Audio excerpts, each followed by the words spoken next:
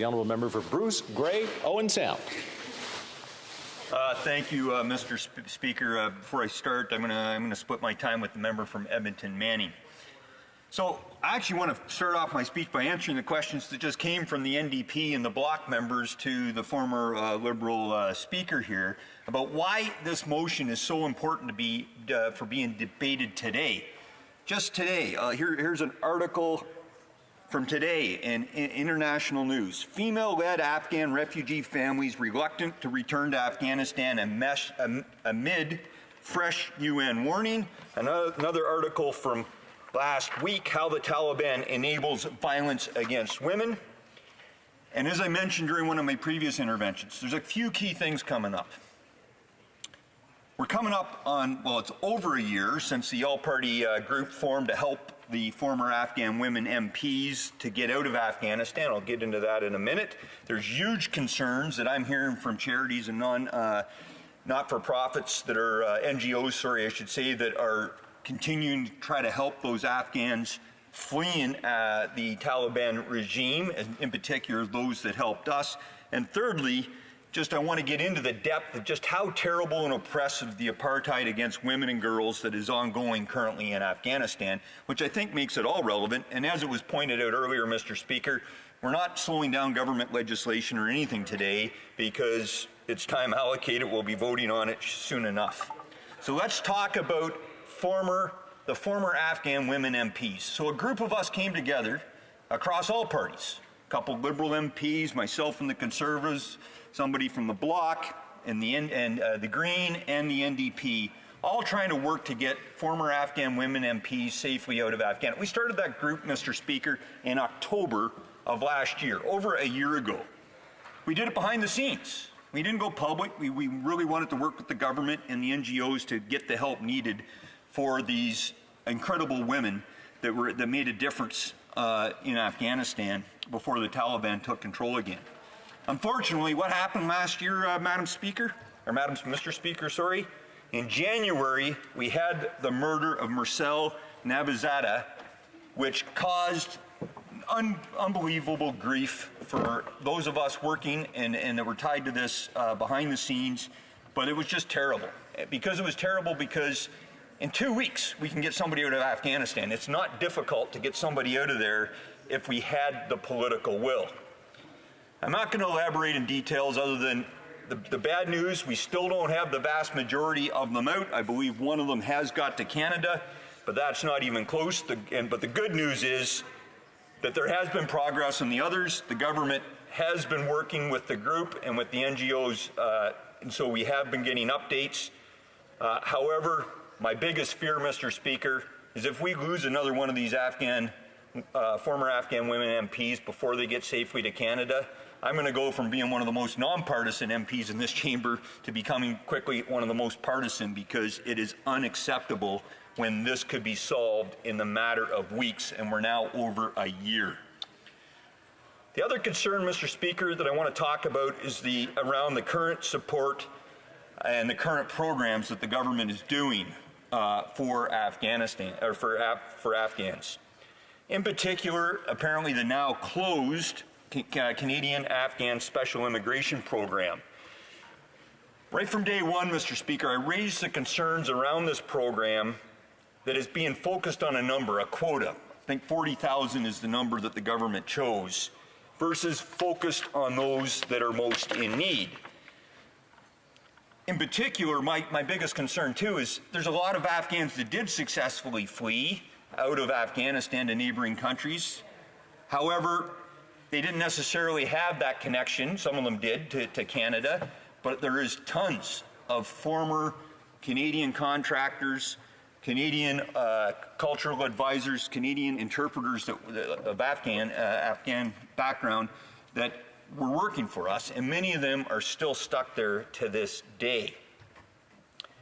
I'm not going to go into long details. I know other members have asked questions during this debate about the failure of the Liberal government when Afghanistan fell, when Kabul fell, and just how we could have done a heck of a lot more to get Afghans to safety at that time. But I'm on the record talking at length about that, so I'm not going to go into details on there.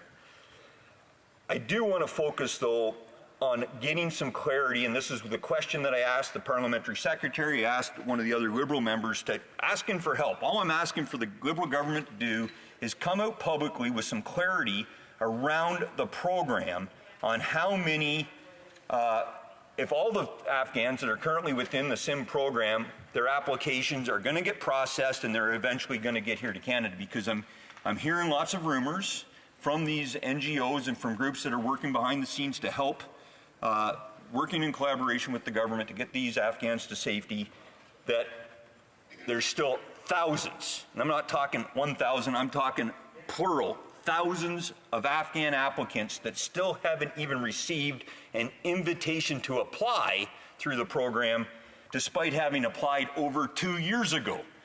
And so again, I'm trying to get to the point here is that we need greater clarity on this. There's a lot of Afghans, Canadian Afghans with family members that are stuck in this process, and we have concerns. The next part of my speech, Mr. Speaker, I really want to just focus. I'm going to quote pretty well, maybe not quote, but paraphrase pretty extensively from the one report that's being out there in the media just in the last week about exactly so all Canadians, anybody listening, understand how the Taliban are enabling violence against women. We just finished this past week the 16 days of activism to end gender-based violence. However, in the 28 months since the Taliban basically took control, they've completely dismantled Afghan women's and girls' rights. They've imposed draconian restrictions regarding their education, employment, freedom of movement, and any perceived violation of these oppressive policies is often met with harassment, intimidation, verbal and physical abuse, all orchestrated by the Taliban's Ministry of Vice and Virtue. And when women are detained by the authorities, they have been subject to cruel treatment, including torture. The Taliban's anti-women policies, combined with their patriotical system, have made Afghanistan the lowest ranked country in the 2023 Women, Peace and Security Index. They've basically rolled back over 2 decades worth of gains that myself and others helped to try to establish in Afghanistan. Because the women there had achieved much achievements in politics, governance, education, health, and even the private sector. However, within months of the Taliban taking over, they suspended the Afghan constitution, which obligated the government to protect and promote human rights. They replaced the Ministry of Women's Affairs with the Ministry for the Propagation of Virtue and Prevention of Vice. They ordered professional and working women to stay home until further notice. They prevented women from traveling any long distance on road trips without basically a male supervisor, and they imposed a strict dress code on women. As I mentioned before in this chamber, I still have hope, though, Mr. Speaker, that those Afghans that did get a glimpse of what the future could hold will eventually be back to lead Afghanistan and be that beacon of hope and change and leadership. However, that's only going to continue and be able to be achieved if countries, Western democracies and countries like Canada continue to provide the necessary support and allow them to get out of there in the first place. So, Mr. Speaker, in conclusion, I actually believe this debate was very timely and important to be debated today. The Liberal government must continue to provide support and provide clarity to all those Afghans still stuck in Afghanistan that helped us or are fleeing persecution, and provide that clarity to the many charities and NGOs that are working to get these Afghans to safety. This is especially important when it comes to the former Afghan women MPs and their families. As well, I want to make it crystal clear, the Taliban are terrorists. They must remain listed as such. They are some of the most oppressive, terrible people in the world, and I have zero sympathy. Afghanistan will someday in the future return to being a democracy that will respect human rights, but only if we continue to help those that will eventually return there and lead this necessary change. Thank you, Mr. Speaker. Thank you. Before we go questions and comments, question commentaire, the honourable member for Esquimalt-Saanich-Sooke. Well, thank you, Mr. Speaker. And I thank the member for Bruce-Grey-Owen for his remarks focusing on those who we've left behind in Afghanistan. And what I have is maybe a bit of a story. I worked in Afghanistan just before the total Taliban takeover. And one day I got up in the morning and was given a message from my hotel box, which said, if you're still in town tomorrow, we will kill your translator and your driver. And the translator and driver said, don't pay any attention. And I said, we're actually leaving because I get to leave this situation and you have to stay here. And so the threat against those who worked for international organizations, who worked for other nations like Canada, very, very real, very, very serious. And I share the member's concerns about our failures to support those people. Thank you. The honourable member Bruce-Grey-Owen Sound. Thank you, Mr. Speaker, and I do want to thank the member for his commitment to trying to help and make a difference in the world. I mean, there's so many countries Canada could help. The government of the day, way back when, chose us to get us involved in Afghanistan. You know, the member for Sherwood Park, Fort Saskatchewan, talked about the challenges around fatigue. And I think that's the great thing. That was the biggest challenge I always had in talking to Canadians about why are we there. I said, well, look, at the time I was a soldier. You go where you're told to go. You serve whatever political stripe government's in power here in Canada. But Canada can help. I believed in that mission. I think my speech highlighted that. But one of the concerns I had, and that I tried to explain as I moved up the ranks, Canada needs to understand when we can commit ourselves to these international missions to try to make peace and security in other countries. This isn't about like even a world war where you're fighting a uniformed combatant or enemy. This is stuff where you're actually trying to promote democracy. That takes a generation. And unfortunately, the West sometimes doesn't understand and doesn't have that political will to support things for maybe 2 or 3 decades that it takes to provide this necessary support, and that's why it's important we work together as coalitions of the willing or in international organizations like NATO or the UN. Question et commentaire, l'honorable député de... The honourable member for Rivière-des-Mille-Îles. Thank you, Mr. Speaker. I'd like to thank my colleague for his speech. And I'd like to know, in his opinion, how should we go about this? It's a serious concern keeping the Taliban on the list of terrorist entities. I think we have to do that. But is there something else we can do? How can we make sure, or at least best prepare, or avoid this type of slipping away from democracy with these types of regimes? And even in Canada in recent years, there have been events that we never would have expected to see happen. So what more can we do besides keeping the Taliban on that list? What can we do to prevent slipping into extremes like what the Taliban represents? The honourable member for Bruce-Grey-Owen Sound. I'd like to thank my colleague for his question. There are 2 things. As I talked about, we've got to get those that helped us, those leaders, the former Afghan women MPs that I talked about, we got to get them to safety because they're the ones that are eventually going to go back to Afghanistan. Not all of them, but some of them someday, maybe even their kids, depending on how long this takes, to actually lead that change. So that's number 1. We got to get the people out that are those leaders of change within Afghanistan. And number 2, it was talked about in certain speeches, it's about supporting those opposition groups. And this is where it gets tricky for the West, because we like to believe our standards and what we expect in our rigid code around human rights and everything, that we expect people to behave in this country, apply uniformly across the globe. They don't. So some of those groups that we may want to help, they're not going to play by that rule book that we necessarily want all the time. And so it gets into this tricky situation of, trying to pick and support those groups that are less bad sometimes. And that's where it gets tricky. But that's where we need to do is that I'm a big believer on certain things, even with the Taliban in particular, where we kind of messed up as the West when I look at it over the 20 years.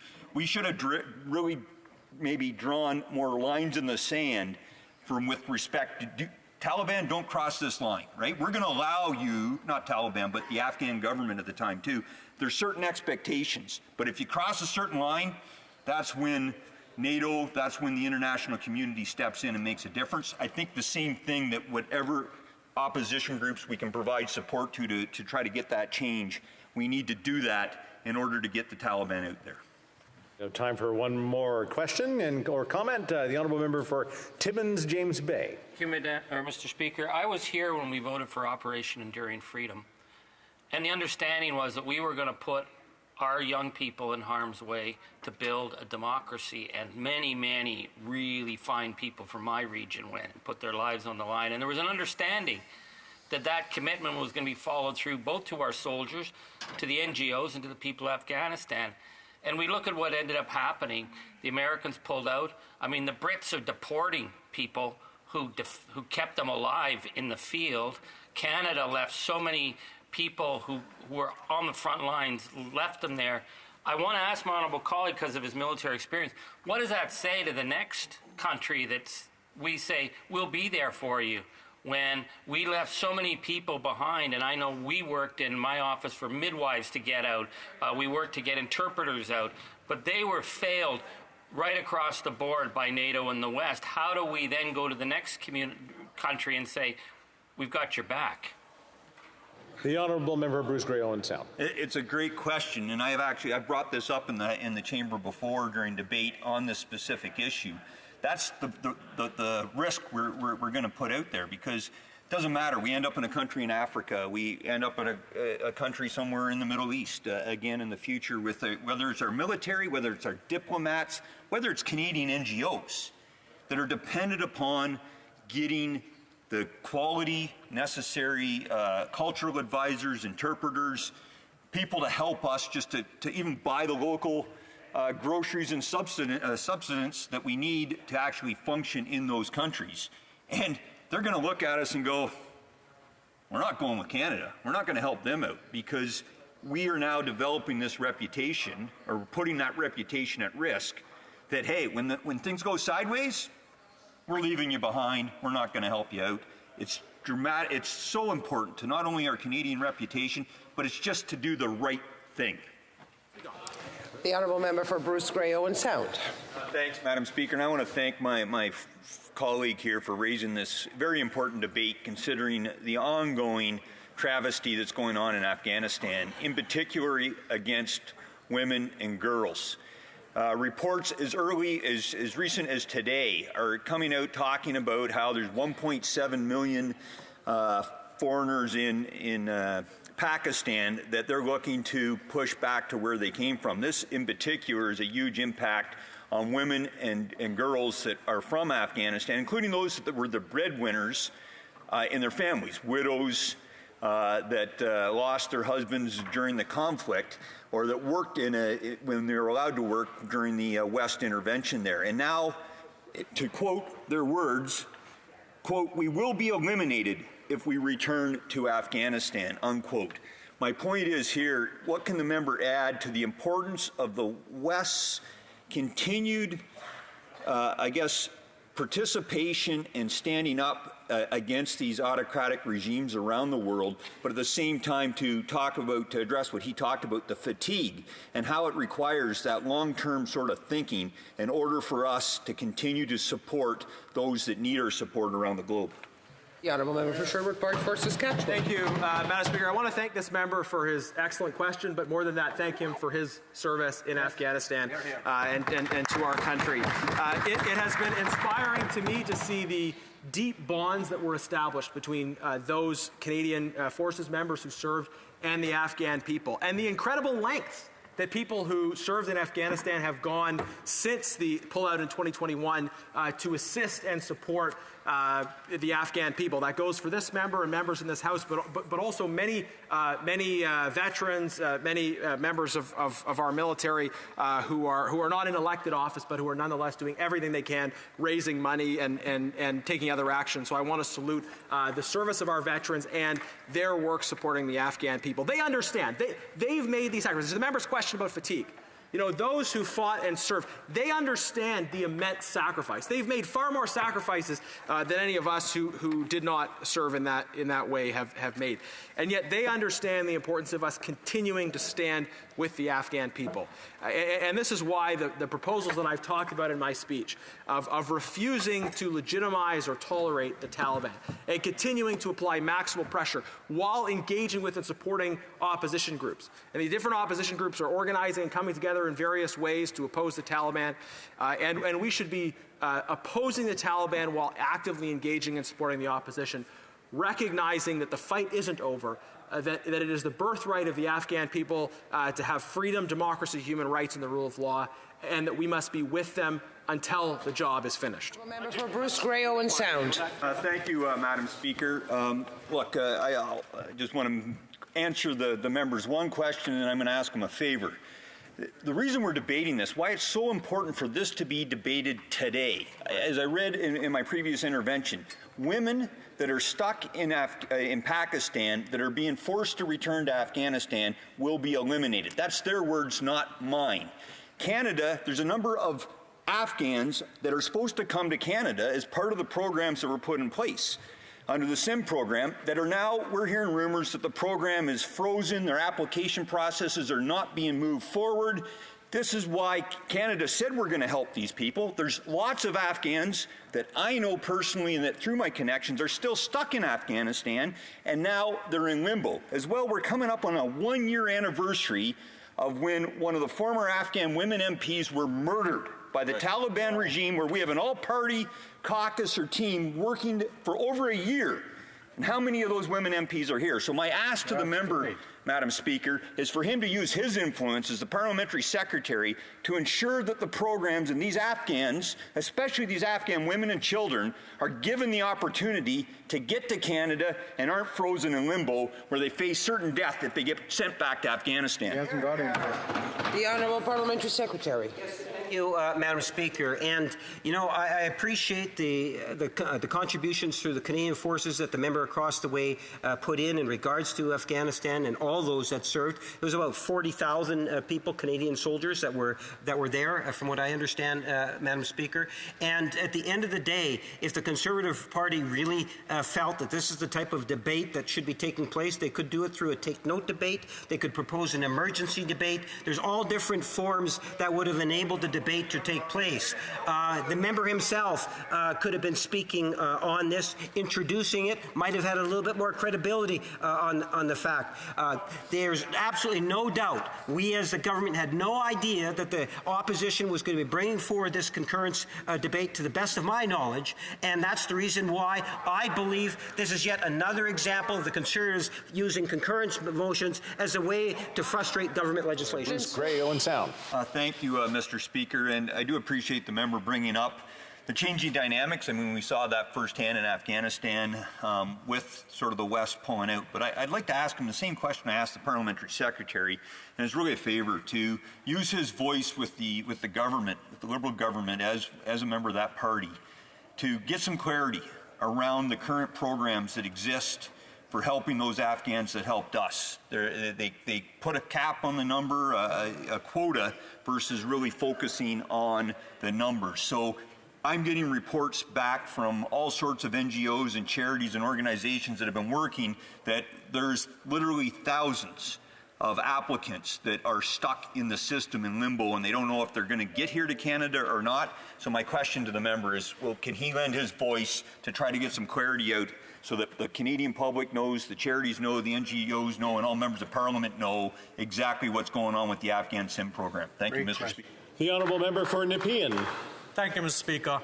Mr. Speaker, we have delivered what we had initially promised to the people of Afghanistan. However, there's more needs to be done. We are done to the people of Ukraine. We are doing it to the people, oppressed people, the people in a very, very tense situation in different parts of the world. And we will continue doing so. Canada has got a great record of being one of the countries which highest per capita acceptance of refugees from across the world, and we are proud of that record, and we will continue in the same vein. Thank you, Mr. Speaker. Question come up.